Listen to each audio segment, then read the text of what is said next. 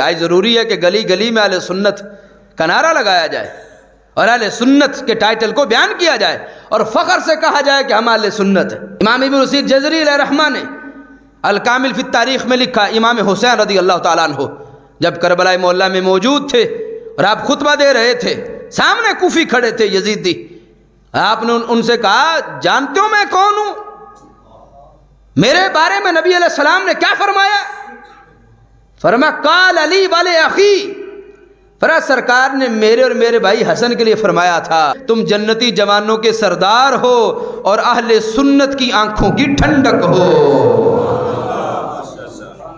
یہ کربلا معلیٰ میں امام حسین رضی اللہ تعالیٰ کا میں سنیوں کی آنکھ کی ٹھنڈک ہوں، اور آج سنی اپنا سنی ہونا ہی ظاہر نہ کریں۔ آج سنیوں کے اندر ہی کہ یہ پریشانی پائی جائے کہ پتہ نہیں کون کیا ہے۔ ہم نے کہا یہ ہمارا ذکر قرآن و حدیث میں موجود ہے، ہمارا جنتی ہونا نبی علیہ السلام تو سلام کی زبان مبارک سے ثابت ہے، صحابہ نے بیان کیا اور آج تک موجود ہے۔ اہل سنت، اہل سنت، اہل سنت، اہل سنت، اہل سنت، اہل سنت، اہل سنت۔ اللہ کی عزت و جلال کی قسم، جیسے ہمیں اس پر یقین ہے اللہ وحدہ لا شریک ہے، ایسے ہمیں اس پر بھی یقین ہے کہ ہمارا عقیدہ ہی سچا جنتیوں والا عقیدہ ہے۔ اہل سنت، اہل سنت، اہل سنت، اہل سنت۔ اللہ کے بندو، یہاں تو کئی قادیانی ہے، کئی نصرانی ہے، کئی یہودی ہے، وہ اپنے جہنمی عقیدہ بیان کرتے پھرتے ہیں اور ہم اپنا جنتی عقیدہ بھی بیان نہ کریں، اس لیے کہتے ہیں اہل سنت، اہل سنت، اہل سنت۔ اب اس نظریے کی ترویج و اشاعت کے لیے 20 فروری کو انشاءاللہ بروز اتوار صبح 8 بجے لاہور کے اندر صراط مستقیم یونیورسٹی گراؤنڈ میں ایک آل پاکستان عظیم الشان سنی کانفرنس کا انعقاد کیا جا رہا ہے۔ ہم نہ رافضی نہ ہم خارجی، ہم ہیں سنی، ہم اپنا سنی ہونا بیان کریں گے انشاءاللہ۔ کیوں؟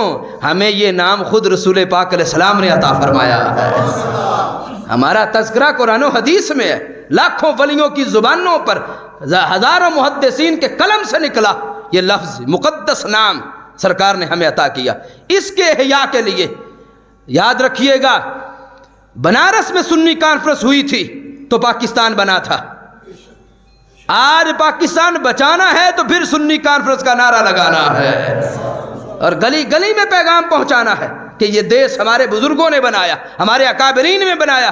اس ملک میں خارجیوں کی بھی چھٹی، رافضیوں کی بھی چھٹی، اور دونوں گستاخ ہیں، اور ہم اہل سنت و جماعت ہمیں وہ سمجھتے کہ شاید یہ کچھ ہے ہی نہیں۔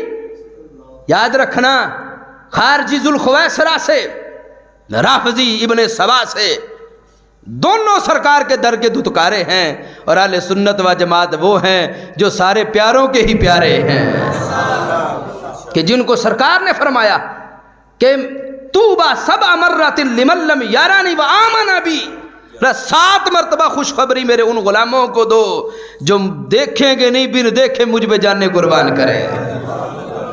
اس لیے 20 فروری کو کانفرنس ہو رہی ہے، آپ سب نے اس میں انشاءاللہ شرکت کرنی۔